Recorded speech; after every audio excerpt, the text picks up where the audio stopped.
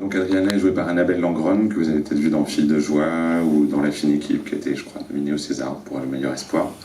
Sa petite sœur est jouée par Malika Erjoani, qui pour le coup vient plutôt de la comédie musicale et de la musique. Je pense que c'est une première apparition. Non, elle est dans une scène chick, c'est une première apparition à l'écran.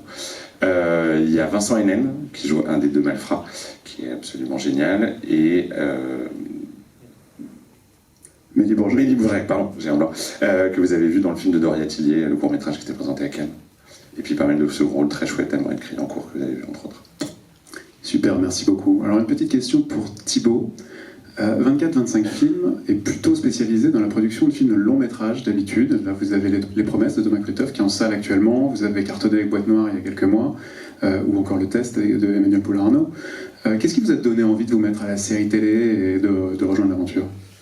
En fait, avec mon associé Mathias Weber qui est dans la salle, nous on est donc, comme tu le dis, très habitués à des narrations assez ramassées, mais ce qui nous guide avant toute chose, ce sont les histoires. Et c'est vrai que depuis maintenant plusieurs années, la série permet un développement au niveau des personnages, des caractères, et puis surtout de rentrer dans des arènes qui sont beaucoup plus spécifiques et originales, et qui font que pour nous c'est évidemment passionnant et très excitant de nous inscrire dans cette démarche et de commencer la série.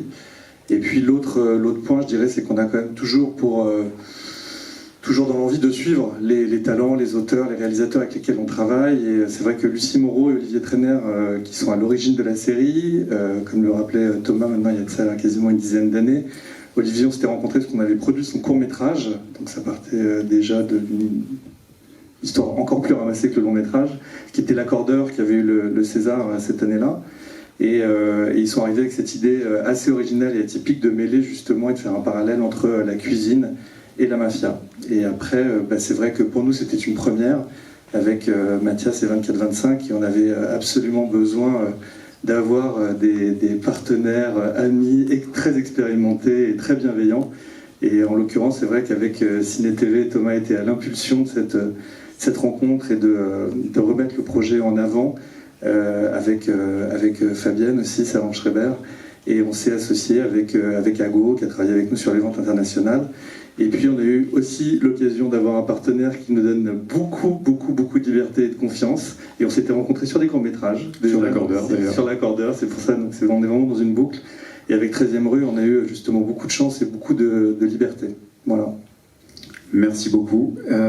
Et dernière petite question pour Thomas. On est absolument ravis et super excités d'avoir un thriller qui mélange les codes du thriller et l'univers de la gastronomie. Du coup, qu'est-ce que ça implique pour vous en termes d'écriture ? Comment on fait un thriller dans le monde de la bouffe ? Quels ont été les challenges ? D'abord, j'ai enfoncé une porte ouverte, mais il faut être gourmand. C'est vrai qu'à peu près dans la même chronologie qu'évoquait Thibaut, les auteurs m'avaient offert un bouquin qui s'appelle À table avec la mafia, qui est un livre de cuisine que je vous recommande, parce que vous avez toutes les recettes des films de Scorsese, Coppola et compagnie, même les Sopranos. Donc c'est aussi, ça part vraiment d'une envie de bouffe, de cuisine. D'ailleurs, bon courage pour traduire le titre international. C'est vraiment ça l'envie. Après, ce qui est marrant avec les bons projets, et ça je peux peut-être parler dans le cinéma, mais en tous les cas dans les séries, quand le premier jet est là, est bon, et c'est vrai qu'il y a 10 ans, c'est le projet qui était en avance sur son temps, mais la majorité des éléments clés qui sont à l'écran aujourd'hui et qui vous ont fait triper, ils étaient déjà là. C'est-à-dire que tout de suite, le titre, le concept, les personnages étaient tout de suite en place dès le premier jet. Donc c'est les auteurs qu'il faudrait inviter pour poser la question de savoir comment ça s'est sorti de leur tête. Mais après, ça a été des recherches, des bouffes, et puis du travail pour que ce soit de meilleur en meilleur. Et vous avez bossé avec des chefs aussi, non ? Ah oui, pardon, c'était ça la sous-question, d'accord.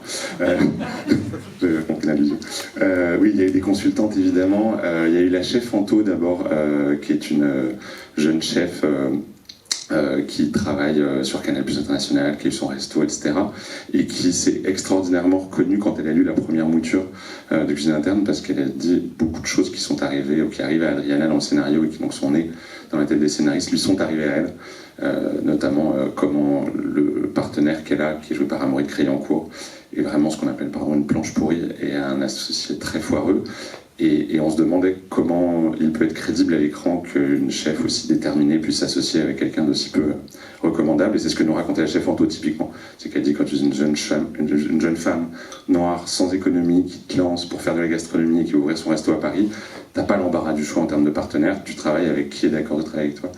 il y a plein de choses comme ça. Bon, voilà. Et une autre consultante qui est Chloé Charles, que vous connaissez si vous êtes fan de Top Chef. Merci beaucoup.